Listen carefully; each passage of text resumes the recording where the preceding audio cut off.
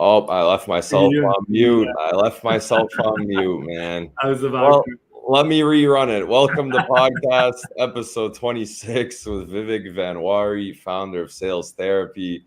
Get into today's show now that I'm off mute. Thank you for making the time, Vivek, to be here today.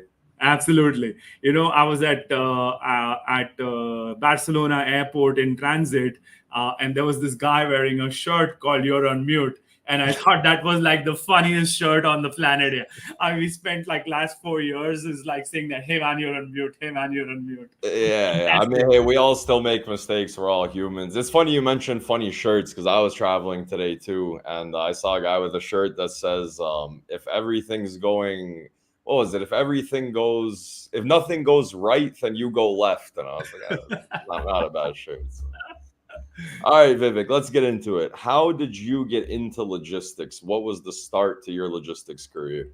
So, this is actually a great story. I was on holiday in Dubai, and I absolutely loved the place.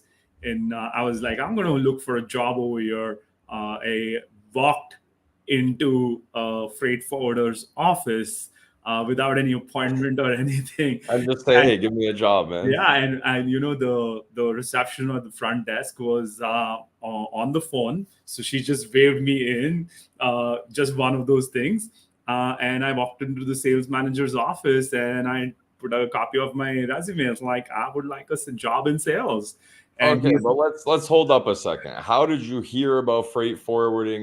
How did you get to the decision that that's the office you needed to go into? so I had never seen a container in my life, never. I had absolutely no idea what logistics was all about. Having said that, I had friends in logistics who lived in Dubai, and they said like this is very big business in Dubai. It's a great Okay, place. okay. This thing, this was in 1998. Those days, it wasn't a very popular in terms of the amount of information you have available and to No, of careers and course. everything. So you went with what your friends were doing, and Yeah, it yeah. looked So it very was like a interesting. word of mouth thing. Your friends were like, "Hey, man, gotta get into the logistics space." So I walk in, and it's like 500 degrees in Dubai, Alex. It's like ridiculous, right? So I'm like soaked in sweat. My shirt was like dripping in sweat. And he goes like, would you like a glass of water? I'm like, sure, I like a glass of water. And he like sit down and, we started yapping, and it's just one of those things, 6 degrees of separation or whatever you want to call it. The first company I had interned with while I was in India was his first customer. Nice. There you go. So So you we had made a like a nice connection. Yes. connection. You got in. So I'm assuming you got the job in that Yeah, office. yeah. 3 days, 4 days later, I had the job, Yeah, and yeah. it was fantastic. So what were you doing? What was your first role in logistics? So in Dubai, there's this area called Jebel Ali, where I had a territory where I was selling logistics services, predominantly freight forwarding and warehousing services in Jebel Ali. And then, Okay. literally within 12 months, 11 months, I was brought to the Dubai office. I did very well, So like off the bat. was Dubai the city that we all know it as today in 1998, or was it a lot more kind of underdeveloped? I mean, how was that city back in the 90s? It was still developed, however, it wasn't what it is right now. It's It, not. It it wasn't is like insane. probably tourism the way it is, right? Yeah, nowhere close. In certain sectors, you're absolutely right, Alex. Yeah, For tourism, it's gone to another level altogether. of course. However, business wise and modern standards, and Yeah, the so I mean, there was still developed. It was a developed city. There was still a yeah, bunch of business going on. It just wasn't what it is today in the correct, eyes of tourism, right? correct, and also great marketing in the last 10, 12 years. Oh, of It's course. yeah, it's fantastic Some of the marketing. best marketing in the world. I mean, Yeah, Dubai has been yeah, like, that one of those cities that you have to go to kind of thing. So, correct, correct. okay, so you got into the freight forwarding thing. What did you do from there? I mean, how long were you there? What was your next step after that? So within another year or so after I was promoted to the Dubai office, they told me that they had a position for me in Hong Kong, and they were like, "Would you like to go?" I'm like, "Sure." And that was a very interesting position because it was hybrid within another agent's office to develop products as well as to sell. And then in 2001, I switched over and Yeah, went to Hong but Kong. see, like that's the funny part. So we talked a little bit before the show, and funniest part to me is they're like, "Hey, you got to go to Hong Kong." You're like, "Yeah, no problem, man. Like, just send me. Let's go. Let's do it." I mean, how old were you at this point? Were you? 25. I was 25 when I got the first job Yeah, with logistics, and I was 28 when I finally moved to Hong Kong. See, yeah, that's another awesome. You were the coincidence. right age. You were the perfect age to Yeah, be doing yeah, I that. was very mobile. I was single. And I loved Hong Kong. So I had been to Hong Kong on a holiday, and I absolutely loved it. And it's one of those things where you kind of know you can live there or not. And it was like a superb move because China was just opening up. Yeah, yeah. I mean, that's what I like about you. You're kind of go with the flow type of guy. Like, hey, we're sending you to Hong Kong. You're like, hey, I've been there. I like it there. Let's go. Let's explore. So, I mean, what was your next step? What was your role in the Hong Kong operation? So in the Hong Kong operation, I was with their agent over there in their office as an implant. So I worked for two companies at the same time. I developed a lot of products, like signing contracts with Emirates, with Cathay Pacific, a lot of air freight, a lot of sea freight movement from Hong Kong, South China into Dubai predominantly. Yeah, nice. So, what was the step after that? I mean, where did you go after that? Then, Alex, it kind of hit a ceiling because I was not growing and I was honestly getting bored. Yeah, just sitting in the same position, nowhere to Yeah, go up.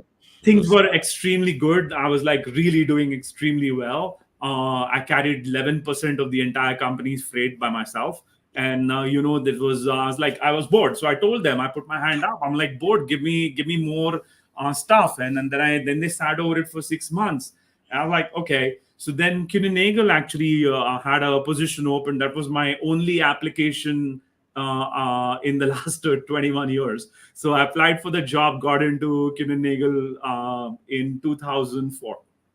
nice. Yeah. So you basically started your journey in 1998, and you're still Yeah, here. You're still in logistics, still and in loving it. logistics, 27 years. Yeah, Let's go through the whole KNN stuff. I mean, what was your role there? What were you doing? I mean, you told me you got promoted something 6 or 7 times in your stay there. yeah, 9 times. 9 times. There you go. So I mean, walk me through the KNN stuff. What were you doing? What were you moving? So you're always moving upward, obviously, and you Yeah, enjoyed that. You weren't stuck at one spot. You weren't no. stagnant. Yeah. So What I mean, take average? me through the KNN journey. Yeah, I started as a salesperson again, specializing in Middle East and Asia Pacific as a local salesperson. Within like I think 14 or 15 months, I was promoted to the team lead under the sales team for all Asia.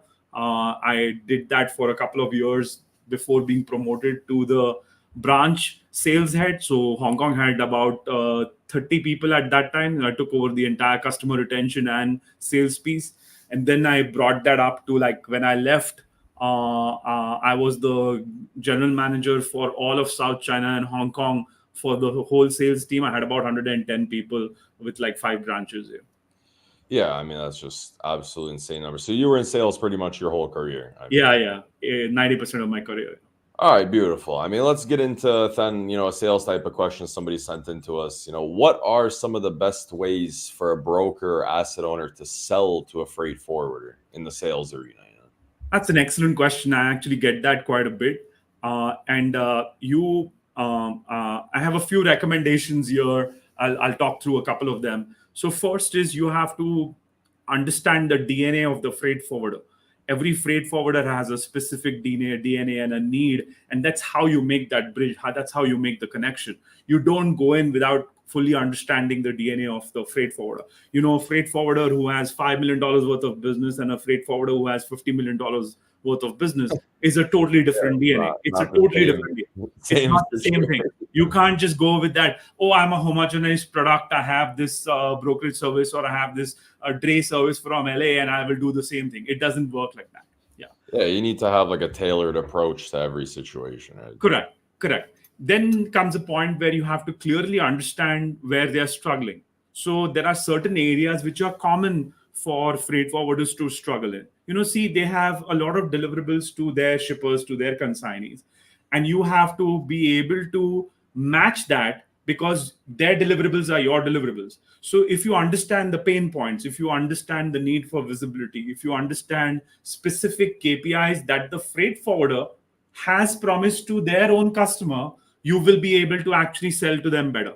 The problem is always that, the freight forwarder promises these KPIs to the BCOs or to the shippers or to the consignees, and struggles with a broker or with a dray provider or with an asset So owner. let's go through for a viewer that might watch this or might be watching this and not understand what, in a simple term, what is a freight forwarder in this context? So let's say for a freight forwarder, they are moving a shipment from, let's say, Shanghai to Los Angeles. Yeah, that's the ocean international piece. And from LA, they have to deliver the cargo, let's say, to Phoenix, Arizona. Okay, so they will contact the shipping line. They will do the ocean piece, and then they will contact a local 3P provider in the Los Angeles area, whoever they have a contract with or new contracts with. Hey, I have these 100 moves over the next 3 months, and I need this round trip service between Los Angeles and Phoenix. So, in the context of this situation, the freight forwarder is technically the broker to the customer, but it's a lot more moving pieces. They need a ship, they need a truck, maybe they need an airplane. I mean, you never know what they need in that type of a situation.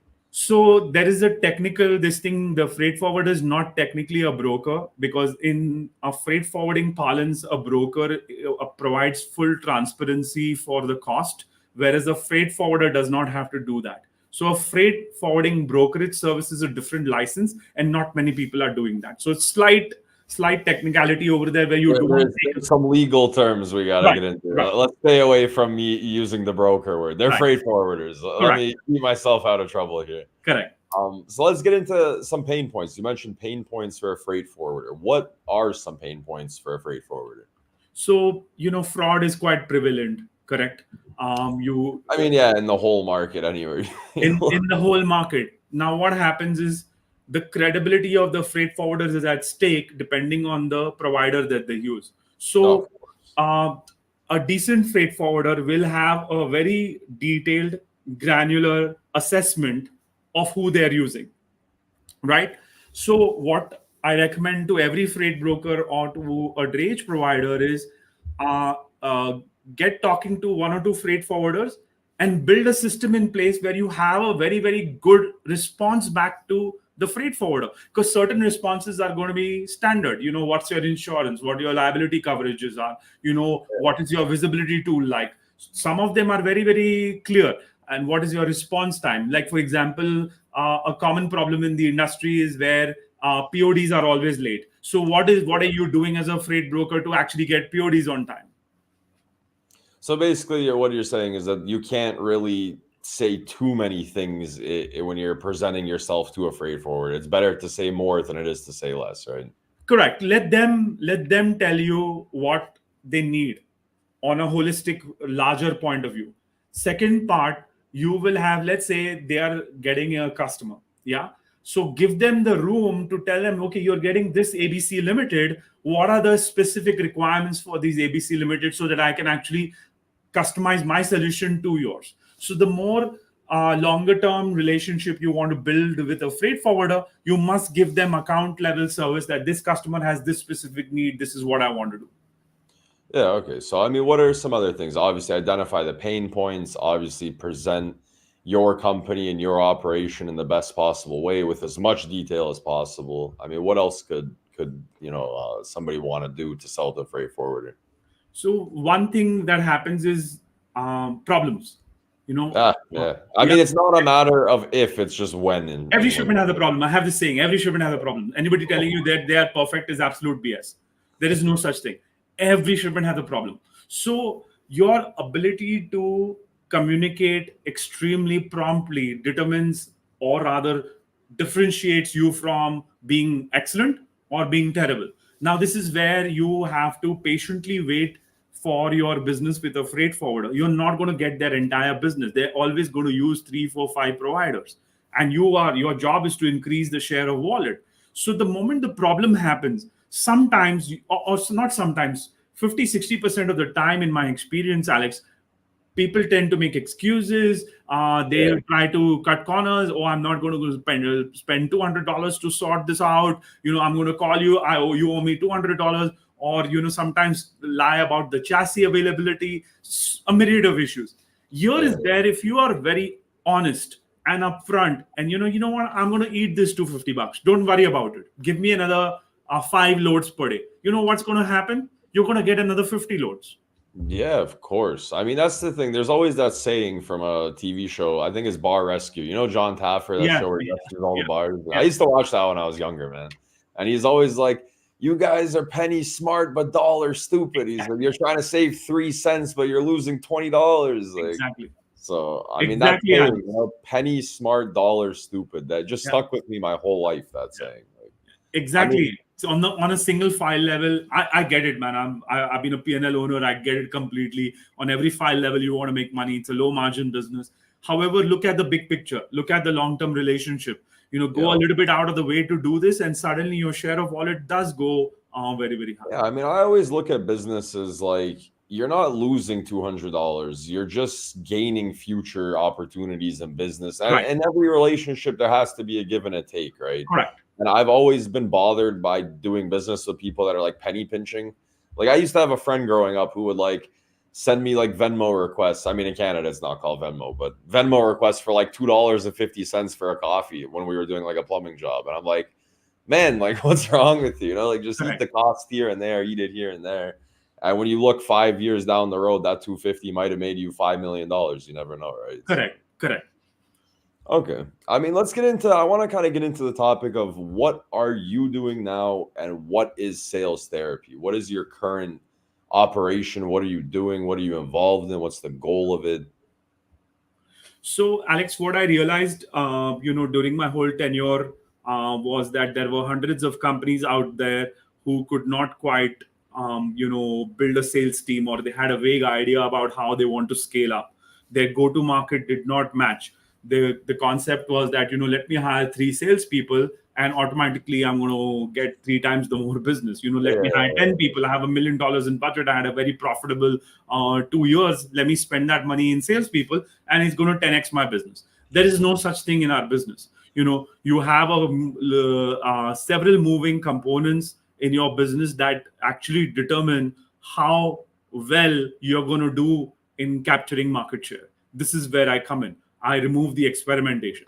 Alex, the US is expensive, right? A cost of a salesperson is expensive. So you Yeah. can't just come in and say, here's 500,000, let me hire 4 salespeople. It doesn't work like that. It costs you And a I lot of mean, money. from my limited knowledge on the topic, you can have a sales guy who's been a salesman for 6 months somehow land an account bigger than anybody who's been doing it for 50 years, right? So, I mean, sales is one of those things, and they always say it and they always make it look like, like attractive. It's you're one call away from changing your life. You're one call away from being a millionaire. In sales, you never know. And like you said, you can't just hire 10 people and be like, oh, I'm going to make 10 times more money because it's just not that type of an industry, right?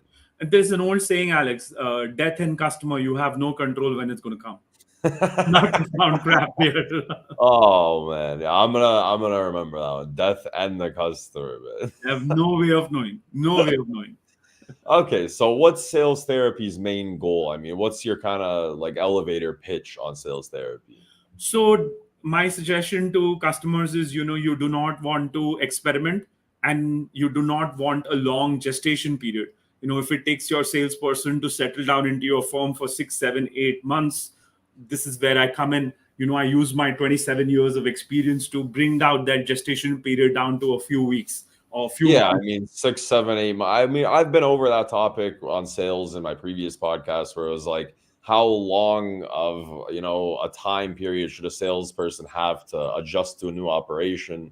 And most people were like 2 to 3 months max. If you're I not seeing disagree. any results in 2 to 3 months, that's too long. I completely disagree. You are actually throwing a lot of money down the drain. If you're doing this for 2 to 3 months, also, Alex, there is no thumb rule that this must be the X number of months you need to do it, because our business is so nuanced, so nuanced. You need to use a combination of your instinct and your own ability on product and go to market, as well as what the sales guy is doing, in order for you to recognize whether you're going to get business out of this. Like you said, Alex, earlier, sometimes you're just one account away from getting another 4 accounts, as if the Yeah. universe is watching. It's 50% art, 50% science. That's not a cliche. It's the truth. And you have to understand that. One customer said a very, very good thing which still resonates with me. He's like, I was so used to driving Toyotas that when I bought a Mercedes, I smashed the damn car. And this was he's like, this is what happens when you are so used to crappy salespeople and suddenly you get a rock star, you just don't know how to handle them. So guess what's Is going to that happen? based on a true story? Did he really crash a Mercedes? No.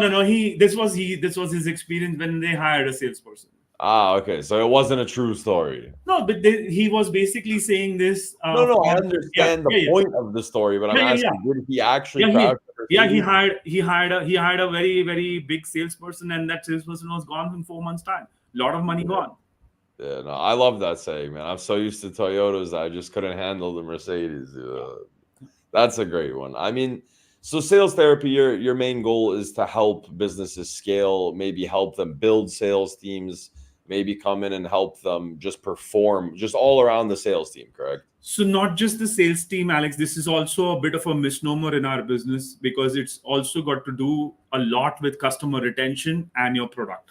So Yeah, that's everything has three components: is how you get the business in, how you keep the business, and how do you match a product that actually supports that business. So three components into your go-to-market that makes you successful. Yeah, I mean, this is the thing I love about this podcast because it just gives me that time to sit down with people like yourself. I mean, 27 years sales experience. I'm not talking to people that don't know what they're talking about. I get to sit down with people and hear, just such awesome knowledge.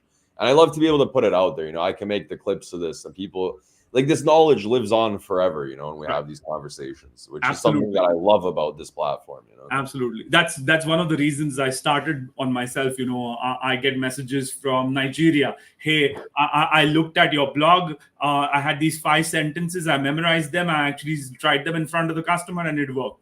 And that makes me super happy. I'm sure that makes you happy. Oh, Somebody yeah. randomly somewhere sees this and Oh, gives you dude, it's that, amazing. stamp, and this like just fantastic. Yeah. It's amazing. I mean, dude, I live in like a pretty small country, and I have people that tell me like, "Oh, like I see your stuff on the internet," and I'm like, "Yeah, that's pretty cool." And It I is. have some people. There's some dedicated fan base in Brussels. I have no idea who it is, but on my Spotify account, somebody from Brussels watches every single podcast. And I'm Superb. like, that's pretty cool, right? Like, Superb. People uh, have a lot of windshield time also. Better than listening to crappy music. Might as well do this.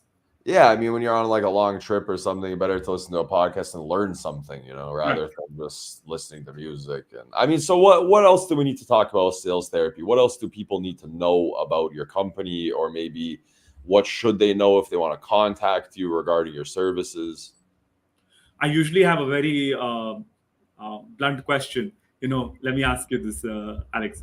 So, if you have watched every episode of Friends, do you understand New York?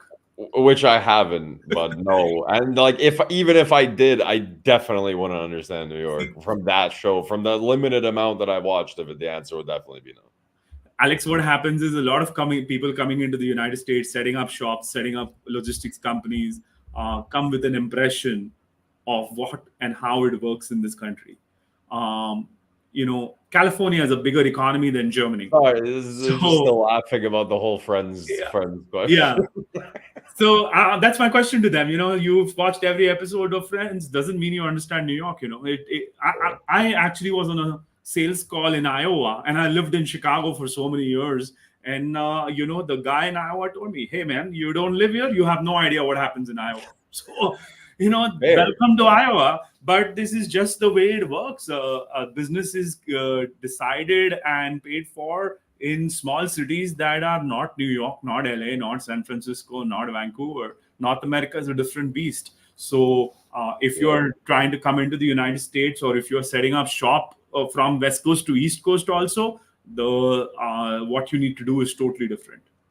Yeah, I mean, that's actually a really cool topic if we want to get into that for a second. I mean, so much business is done in the most random little, like in logistics specifically, like the most random little town in the most random little place in the middle of nowhere, Oklahoma, could be doing millions of dollars of business in logistics, and you would never understand it or You would know it. never understand it. And you wouldn't like you just said, if you came to America with like a dream and everything you learned off the TV, you'd be like, oh, I gotta go to Los Angeles or New York or and people just gloss over these hardworking little cities and towns. And You know, I mean, there's so like for example, I moved to a village, and it gets you a different mindset, right? Because these people have always lived here and they might always live here, but this is their life. This is life to them and it means something to them, right? And I Correct. think we all get kind of caught up in the fast city life and we gloss over all the opportunity in the world that's in smaller little areas.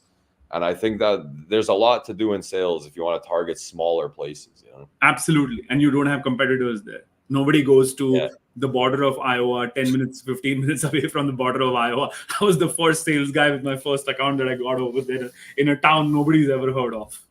Yeah. Yeah. I mean, that's the cool thing about logistics. Like anywhere can be a big business place, right? Correct. Anywhere can be shipping loads, anywhere can be receiving freight. Anywhere in America, you could find an opportunity to make something in logistics, right? The towns are surrounded by one company.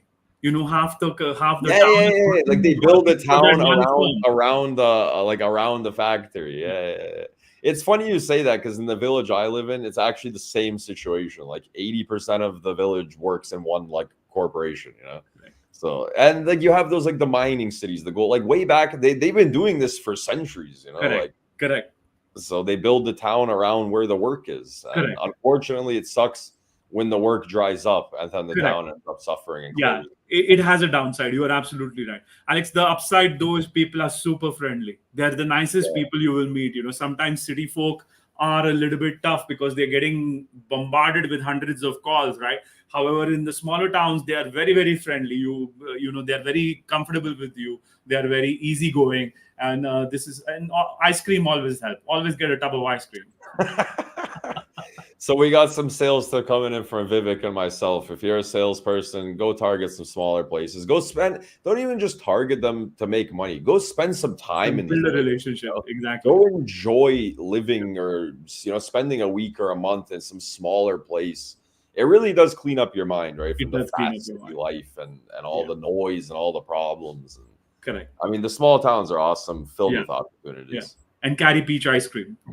Yeah, and carry ice cream around with you. So, some closing thoughts on sales therapy just before we leave. How do people get a hold of you? What type of people should be trying to get a hold of you? And we'll move on from that after this. If you're a CEO or a sales leader setting up a new sales team or looking to improve your business, or you are currently enjoying some good market conditions in the international side on a sub niche and looking to actually invest because these investments play down in 7 to 8 months, 10 months time, I can be contacted on LinkedIn. LinkedIn is where I hang out the most. However, my website is salestherapy.us. And then my email is vivek@salestherapy.us.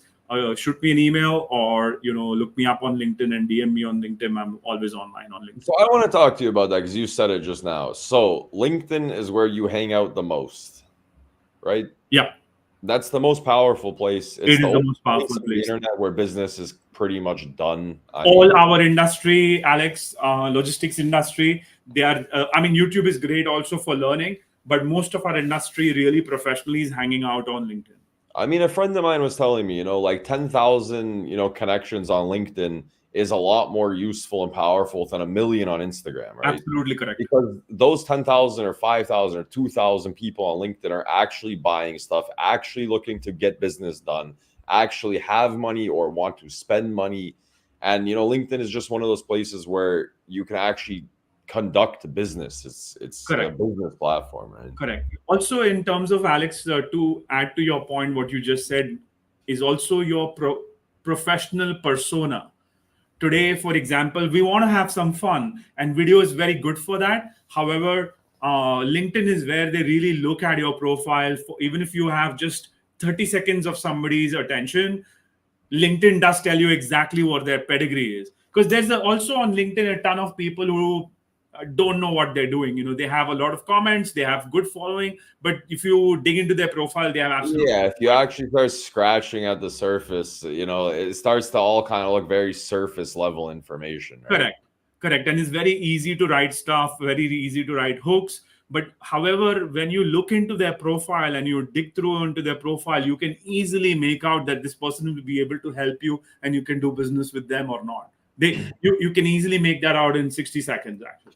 Yeah, it's completely true. And like you said, there's a lot of people with huge followings and massive followings. And when you start to analyze the content, you start to see, it's just all kind of surface level, basic ideas, basic principles, and to each their own. And hopefully, even those basic kind of things can help a lot of people. I'm Absolutely. not one to say I know much. I mean, I'm the first one to say I'm not an expert at anything with logistics. I'm just here trying to learn, absorbing stuff around me. The podcast is a great place for me, like to speak to people like you and learn stuff. So I'm the first one to admit, like, I need to learn stuff. And it scares me, and I think we've all said this, we've all seen a post about this at some point. Whenever somebody has the word expert on their profile, I instantly start to get scared. I'm like, I I know. mean, you've been doing this 27 years. I'm pretty sure you don't have the word expert somewhere on your profile. No, expert, guru, and all that. Oh my God, it just completely puts me off. It Yeah. scares me right Yeah. away. I'm like, I don't think anybody in logistics can really say they're an expert. And because everything's changing, it's always moving around. Very dynamic. And I mean, you can be an expert in one little niche, but I still wouldn't even call myself that because there's always going to be something you don't know at some point. True. Very, very true. Also, Alex, you to your point, you have to now also consider that you are at any given time dealing with 4 or 5 generations. And you have to keep Yeah. an open mind in Yeah. terms of Wow. sometimes a 22-year-old will teach you more than a 60-year-old. So in logistics, no day is the same. Absolutely no day is the And same. that's the draw for me. That's the That's love, the passion I have for this industry is that it's always gonna be something new. It's Agree. always gonna be something interesting happening. Agree. 100% agree. 100%. All right, beautiful. So we're wrapping up the sales therapy thing. If you need help with your sales teams, customer retention, hit up Vivek. I gotta go backtrack through my questions a little bit because Sure. I skipped. What was your first logistics success? What was the first moment in logistics where you said, "Hey, I might be good at this"? So, like I was saying, I started my job in Jebel Ali, and I met a client over there who I really built a very, very strong relationship with. He had a massive problem with his warehouse. He had a lot of freight coming in, and he did not have the space for that freight. So I brought in this extremely big account as my first, second or third account. That was, I had a small transaction business, second or third account, which was like hundreds of pallets of storage space that was required. So, No. and I had never sold a warehouse product. It's a difficult product. All right. So what happened when you found out that you had actually closed the sale? Like, what did you do next? Well, how did you spend that day when you figured it out that you sold it? I had a lot of people screaming at me Alex, because there was 6 trucks outside the warehouse with no notice Oh, that came in that this needs to be loaded. So I had to do a lot of internal massaging and call a lot of shots, guys, somehow make this work wow. because I was like, new sales guy, right? Let's deliver everything. Oh, just deliver. Yeah, you thought like, Yeah, oh man, I closed an amazing sale. I brought in yeah, a bunch of money. How could anybody be mad at me? And then you have exactly. 6 trucks outside that we don't know what we're doing with. So Yeah, so I had literally 6 trucks waiting outside, and people had to work overtime for another 8 hours. Came in the afternoon, and everybody was livid at me. Ice cream would not work. Actually, they ice would throw it cream on would my not buy face. you out of that. Yeah, It'd probably melt by the time you got to the warehouse. I mean, with how hot it is out there. So kudos to my previous first sales manager. He backed me up. He's like, I'll back you up. Don't do this again. This is just between you and don't me. do this. We have to manage. We have to manage situations. Don't, because you can't fail at this, right? You can't just load into the warehouses behind you. Oh, of course. Yeah. You miss one pallet, you miss one box on a pallet, you lost everything. No customer will work with you again. Well, I was So a young guy at that time. What do you yeah, mean? you were You need just to stack high on something, you the need to tag adrenaline something. and you're excited and Yeah. happy and Just make but it then you happen, had man. 6 trucks What are outside you with no warehouse place. guys doing? Make it happen. What's wrong with you? Yeah, like a video game. Like just process the stuff, put it in the warehouse. What are you guys talking to me for? All right, that's gonna bring us into. I mean, that might be your success and your failure at the same time. I don't Yeah. know. It's a good learning this thing. Yeah, that What just was because your you got first business means logistics nothing. fail? Actual fail. I mean, that's kind of a funny one because you succeeded, but you still kind of screwed up a little bit. Yeah. No, but I have many failure stories. That was the best part. That taught me more than anything else. Hey, as But long as you learn from a mistake, it's never a failure, and that's a belief I've always held, pretty close to myself. I always say this to whoever I'm working with, and not just to whoever I'm working with. Don't listen to any mentor, any manager, any coach, any leader who tells you do this when you're rejected, do this when you fail. Go out and fail yourself and learn it yourself. Nobody can teach Easily. you this. This can't be taught. Just because you heard somebody's story, it is not going to teach you anything. Actually, you're going to forget about it in a day or two or a week or Hey, 10 you days. know what's actually crazy for you to say that to me is I've always kind of read books, but I started getting like really into reading books again the past couple months, and I was thinking about it, right? Like, so I've been reading all those like famous books like about business, all these kind of things, and I have like my highlighter and I think about it. 3, 4, 5 days a week later, like you can't possibly process all of these things You cannot. all the time. Yeah. I mean, like I look at it like if I can take one like little thing from every book that I read and keep it with me, that's enough, right? It's enough. So I mean, that's the thing. You But can't, no, like you Alex, just the, said, the you client can't. will teach you more, Alex. Sorry to interrupt you. No, no. Allow the client to teach you. Allow everybody's a client. It's just because they're internal people doesn't mean they're not clients. You're selling internally and externally.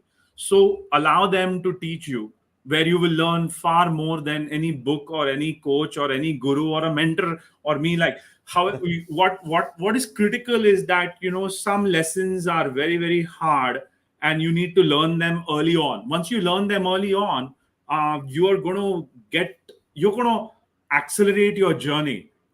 If I was to know what I knew 3 years ago, Oh I wouldn't need 3 years. I maybe need 8 months. man. This is Yeah. where I come from. There is no magic wand. There is no closing words. There are no special frameworks. And the tech industry does a lot of this, right? Everything has an abbreviation. You should be doing this.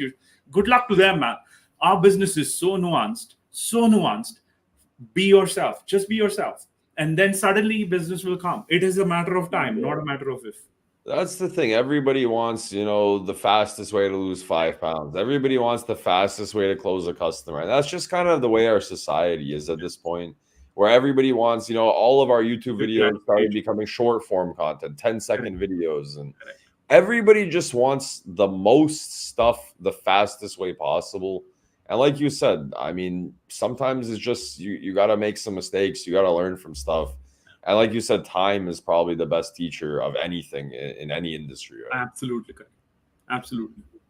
Yeah. I mean, like you said, you can't just model your life like those business books, right? You can't model your life after those things. There's obviously valuable information, and there's obviously a huge benefit to reading books and listening to podcasts and reading LinkedIn posts. But like you said, you just got to get out there. You got to touch it with your own hands. That's the best way to You learn. you do have an advantage with more reading and more learning, is that your awareness goes up on what you could have possibly applied, so that you don't make the same mistake a third and a fourth time. It That's sounds very nice, don't make the mistake twice and all. No cliches here, right, Alex? At the end of the day, we do tend to make the same mistakes again. However, you after reading a book where you have a couple of important takeaways, and then you start applying that, then your chances of succeeding in every aspect of sales in front of the customer does improve. No question about it. No, of course. There's obviously benefits to books and all this kind of stuff, but at the end of the day, you got to put in the work. That's it. Correct. There's no Correct. fast track, no amount of books and stuff that'll get you to where you want to be. You just Correct. have to work hard for it, Correct. Alex, let me put you into a different perspective also over right? here. Okay. Books can teach you from the writer's mistakes. So I There mean, you go. Absolutely correct. That's what LinkedIn content is all about, right? hey, that could be a LinkedIn post for tomorrow. Yeah, Sean's absolutely right, as usual, always. Yeah. Let me put one more perspective to you, Alex. If I was to tell you, in your mind, what is the longest distance you can run? Like, I have to answer that? Like, I have to think about an answer. Oh God, man. I mean, so that's the whole thing. I want to be able to say I can run a mile. Well, I mean, how fast? Like, jog or run? We got to make Just that. jog, gentle jog, very relaxed. I might try tomorrow to go run a mile and get back to you because I think I could do it. I Okay. think I could do it. And if you trained on your own, let's say 6 months, what's the distance you think you can get to?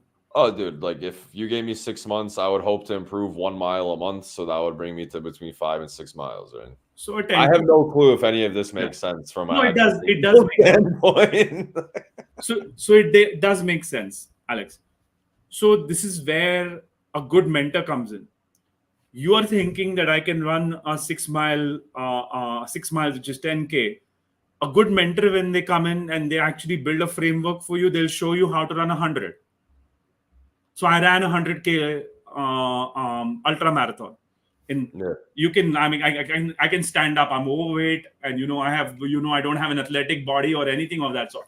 I ran 63 miles in You 16 ran hours. without stopping or like minimally stopping. No, you were stopping. You're taking a lot of breaks. This is not like a regular marathon. It's in the Yeah, middle of nowhere, Kansas. 63 Yeah, miles sounds 63 miles. insane. Yeah, Was 63 that miles. 100 kilometers you It said? was 100 kilometers, 101 kilometers. You ran 101 kilometers. Yeah. When was that? How Got third recently? place 3 years ago, 4 years ago. 3 years ago. Yeah. So third place in my age category. But Alex, don't tell anyone. There was nobody else in my age categories.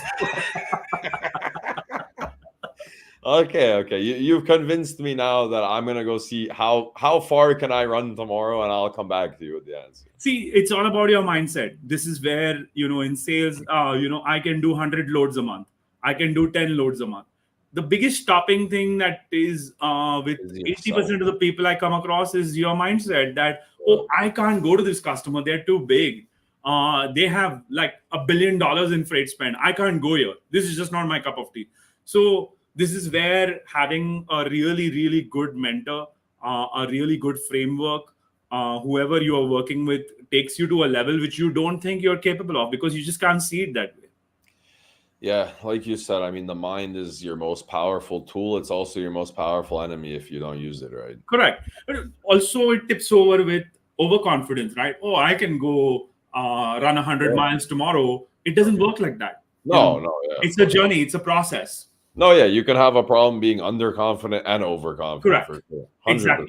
Exactly. I mean, I saw somewhere, I can't remember where I read this or saw this, or maybe it was on a TV show I watched, and somebody was saying, the best thing you can do as maybe not even it's not even really an age thing, it's an experience thing. The best thing you can do when you're coming into stuff is just sit on your hands and listen, man. I mean, So especially true. when you're around the right people. So true.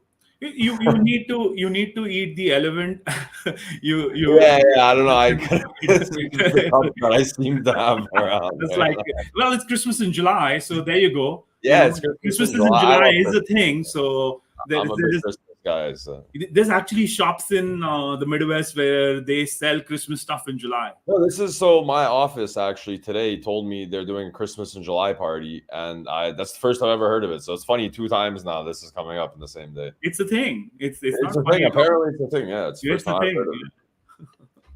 Anyways, back to where we're going. So the whole thing is that being underconfident is not the play. Being overconfident is also not the play sometimes. And also, like the experience thing, sitting on your hands and opening your ears is probably the best thing you can do when you're at the start of a career. Absolutely agree.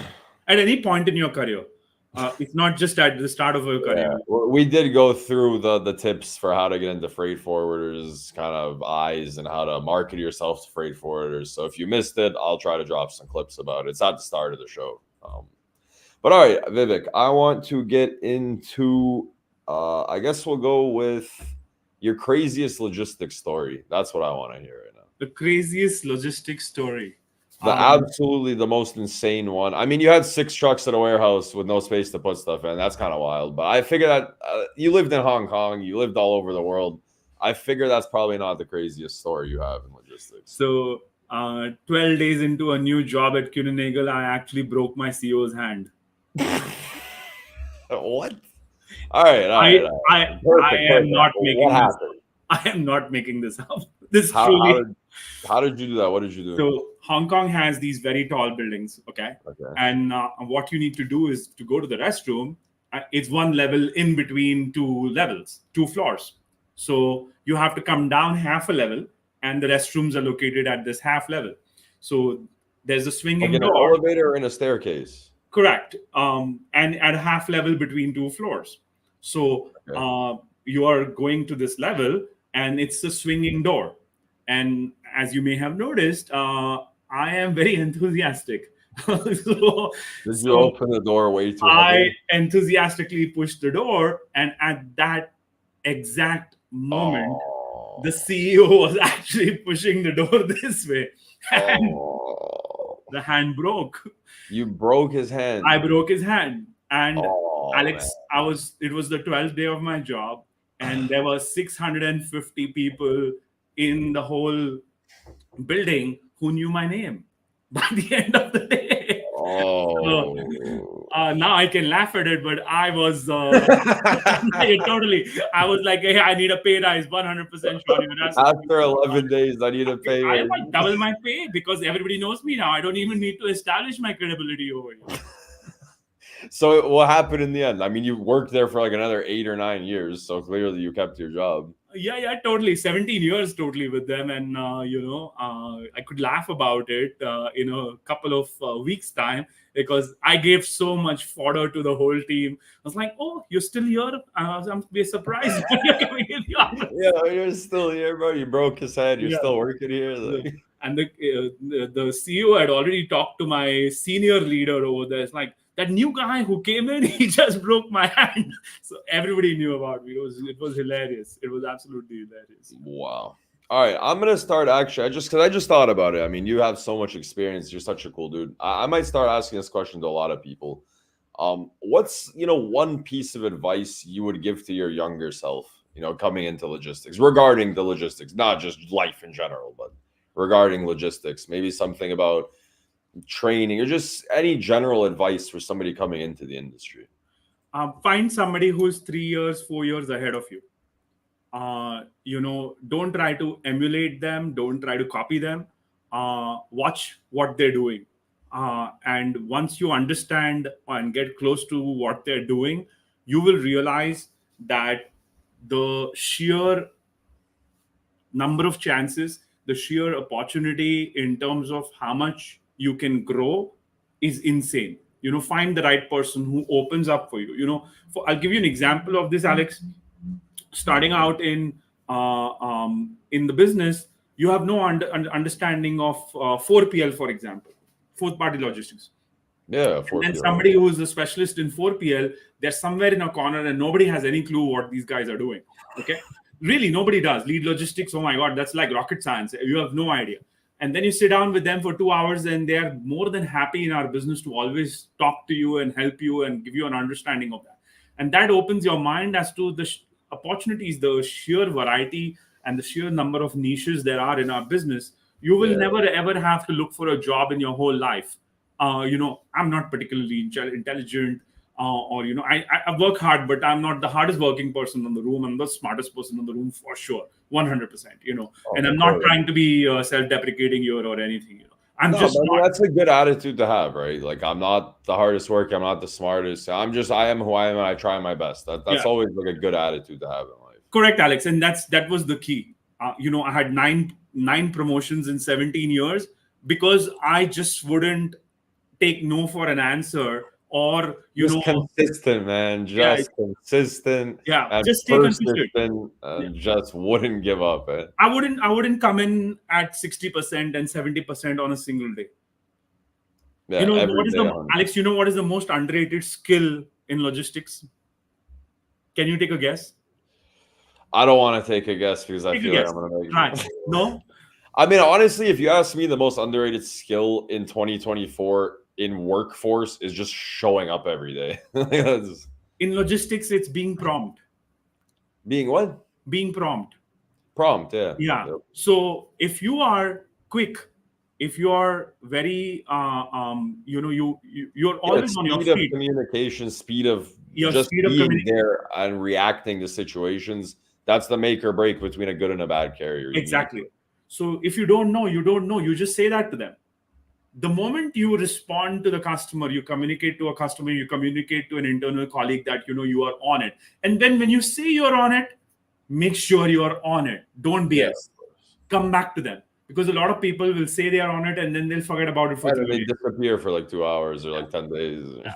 They won't respond.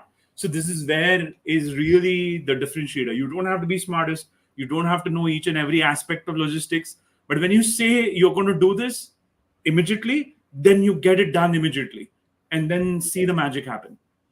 Beautiful. I like those words. Now we're gonna tone it down and get into some fun stuff as we start to wrap up the show. But thank you again for your time. This has been awesome. You're just such Thank an you for easy guy having to me. talk to. I guess that's why you're good at sales, right? Every salesman has to be easy to talk to. And I mean, my current boss told me, every salesman is funny. Like every salesman has jokes. They're always funny because that's why they're salesmen. So That's true to um, a certain extent.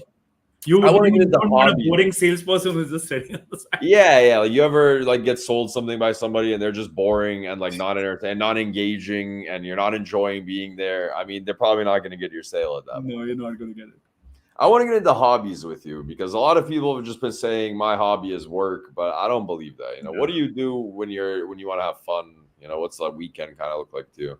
I love traveling. I was in British Columbia recently, climbing mountains. I have actually been to 75 countries. Yeah, there you go. Yeah, I I've mean been the to whole 70. going to Hong Kong, going to Dubai. I mean, I kind of figured travel would probably be your answer here. Yeah, I love traveling. I love reading quite a lot. I read quite a lot, and then I like exercising. So after COVID, it's a little bit of a problem. So COVID took away my lungs. My VO2 max dropped quite a lot. So running's an issue. However, Yeah. rest of exercises have come back slowly and steadily.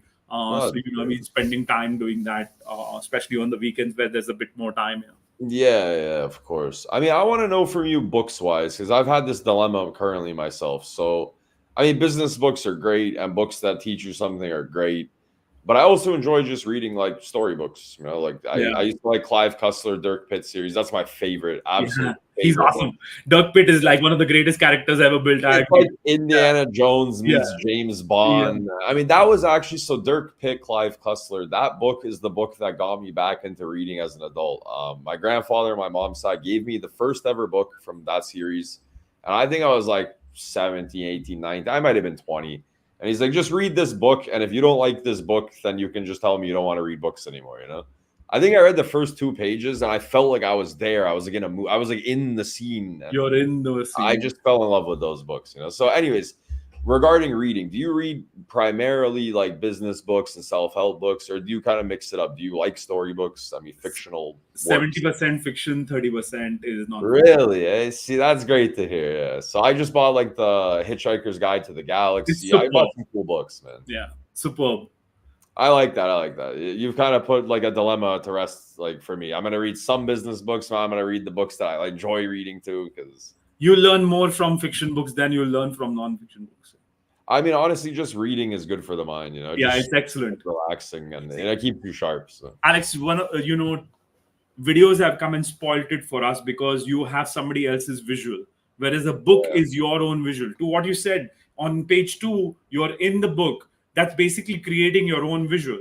Whereas with video, you have it's somebody else's interpretation. Whereas with a book, it's your own interpretation, and that yeah, romanticizes it's the whole your story. imagination, it's your interpretation, it's your mind working and being alive. Correct.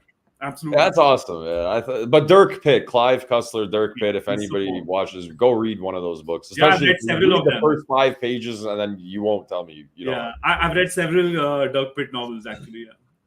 I still remember that scene where the guy comes in an airplane shooting at them in the tower. I'll never forget those like first 10 pages. Um, going into sports, you play any sports? You watch any sports? You a I sports used guy? to play tennis quite a lot, and running was my big thing for several years. And I love cricket, so I watch cricket. Cricket, yeah, cricket. I mean, tennis. I like tennis. It's Yeah, fun. I mean, my country loves tennis. We have the best tennis player in the world. I mean, he just absolutely. lost. He did just lose those that kind of stuff. And then there was this phase where I was watching a lot of F1. F1 is fantastic, except for the last 1 or 2 years, it got very boring with Max winning Yeah, everything. which is So, kind of funny because I never watched F1 until I moved to Europe, yeah. and now that I like enjoy watching it, it's just like the worst parts of it, I guess. So, Oh, Silverstone last week was a superb race here. 2 weeks ago, yeah. it was fantastic. So it's become a bit boring at times. So then I and US timings, Alex, don't fully match Yeah. with you're not spending an entire Sunday morning watching a sport. There are better No, but things. that's what's great about Europe. So soccer used to be at 2, 3 in the afternoon in Canada, but now soccer is like at nighttime. It's Correct. cool. I get to watch soccer at 10 p.m. at night. Correct. It's a new experience for me. Correct. You're not spending your day in front of the television. Your day is over, and then you're spending some time in front of the TV. 100%. All right, so sports we cover. What? So this is actually a question that I can't guess this. I have no idea the answer. What type of music do you listen to? Take a guess, actually. I can't. I really like most people. I can usually kind of take a guess. With you, I have no idea. Very hardcore heavy metal. Are you serious? Classic rock and heavy metal. Really? Yeah. Yeah. See, like I mean, there was this whole phase in my life where it was only Pantera, Slayer, Metallica. Oh, like serious stuff, right? Yeah, see, Very, I was very, gonna very say for some reason because you asked me, I thought you were baiting me into. I thought you were gonna say like rap music for some reason. Please, kill me already. Okay, hardcore metal it is. All right, man. I got 2 questions left for you, and we're out of here. What is your favorite joke? Favorite joke? All these logistic stories could be a favorite joke, and there's one more of them maybe. So I was in this small little town, Alex, in Morocco, coming down from the mountains, and I enter a hotel. I never go anywhere with a reservation. I just walk in. Okay, I just have a flight. I'm the same kind of guy. I do everything like randomly. Like I don't plan a lot of things. Plan. I probably should plan. Like it's no fun. Especially when I travel, I just kind of like go places and do stuff. That's the best way to travel. So it is. Yeah, it's fun, man. Like I went to Malta for a week. I don't even know what the hell I was doing over there. I was just walking around. Like those are the best holidays. Yeah. So you come out of the mountain, you walk in the hotel. Yeah, walk into the hotel. There's a lady at the reception, and those days they used to ask you to put down on a form, your details because you don't have an app or anything. And this was even before cell phones, right? So I'm quite old actually. Yeah, you kind of dated. It's all plastic surgery and Botox and Spanx to prepare for the show. So, I'm in this hotel at the lobby. I fill in the form. As usual, I'm cutting corners, and I didn't fill out the whole form. I filled out basic details, give it back to her. She's like, "Hey, you missed out your vocation. What is it that you do for a living?" I'm like, "Shipping." She's like, "Shopping? Your job is shopping? I'm standing on my feet all day long, and you get to actually shop for a living." So there you go, man. You cannot. Yeah. I still cannot explain, Alex, to my family, to my friends, what is it that I do man. for a living. I'll share with you a funny and somewhat embarrassing story that I had in real life recently, regarding trying to explain what I do for a living. So it's a very long, convoluted story that I'll save you from. I ended up in a situation where I had to take a pair of keys for a building, and the person had asked me, how do you know, like, the owner of this building, And I couldn't think on my feet. For some reason, I just couldn't, like, explain it, because it was sort of like through LinkedIn. And, like, I'm in, like, a country that, most people don't really, like, know about LinkedIn. They don't use LinkedIn. I mean, some people do, but most don't, right? And so for whatever reason, like in my head, this was the explanation I gave her. I told her, "Oh, well, like I kind of have like some followers on LinkedIn a little bit." Like I told her I'm like an influencer on LinkedIn. Like, 'cause that's just all I could think to tell her of how did I meet this guy. And as soon as it left my mouth, I was like, "Oh, dude." I was like, why did I say that? Like that's like the worst introduction I could have ever given about myself. And I don't even think about it that way, Right. And as soon as I said it, I was like, ooh, it haunted me for like 3 days. I was like, that is the worst. I've never said that to anybody in my life. I couldn't believe why I said it there. But... Oh, there's this whole tribe in Africa that you've been influencing. So, yeah. All right, man. We're wrapping it up. The final segment of the show. I'm not sure if you're familiar with it. It's the Chicken Wing Choices. It's sponsored by Fair Trade Workforce with Vince Gonzalez. They offer nearshore staffing, recession-proof rates. Are you familiar with Chicken Wing Choices? No. Okay, beautiful. That's actually great. I'm happy you're not. So this is going to be fun. So regarding chicken wings, like if you're eating chicken wings at a restaurant, right? Do you order drums or flats, or do you prefer drums or flats more? Drums. Drums, great. Ranch or blue cheese for the dipping sauce? Blue cheese. Okay, and breaded or non-breaded? Non-breaded. Ah, man, you were right there. You were right there. You just you got the Missed it. first two right, which is crazy because people hate blue cheese. It's never Yeah. blue cheese. Yeah. Non-breaded. You don't like breaded wings? Nah, it's just wings are wings. It shouldn't be breaded. But you were just, it would have been a 3 for 3. I was so high. I heard blue cheese. I was so high. And drums. I don't like flats. I don't know. I don't know how people eat flats. You need two hands. There's all these bones. I'm not a fan. But that's it, Vivek. That's it for today's show. I mean, let's go off. I mean, thank you for coming in. Thank you. Sales therapy, like I said, anybody needs some help with their sales teams, customer retention, hit up Vivek. And I'll keep in touch with you, man. It was great. It was a fun show. Awesome. Thanks for having me, Alex. It's been absolutely awesome. Yeah, it's awesome, Great man. chat, Keep yeah. in touch and have a Fantastic great chat. rest of your day. Yeah, thanks. Cheers. And that's it for episode 26 with Vivek. Have a great night, everybody.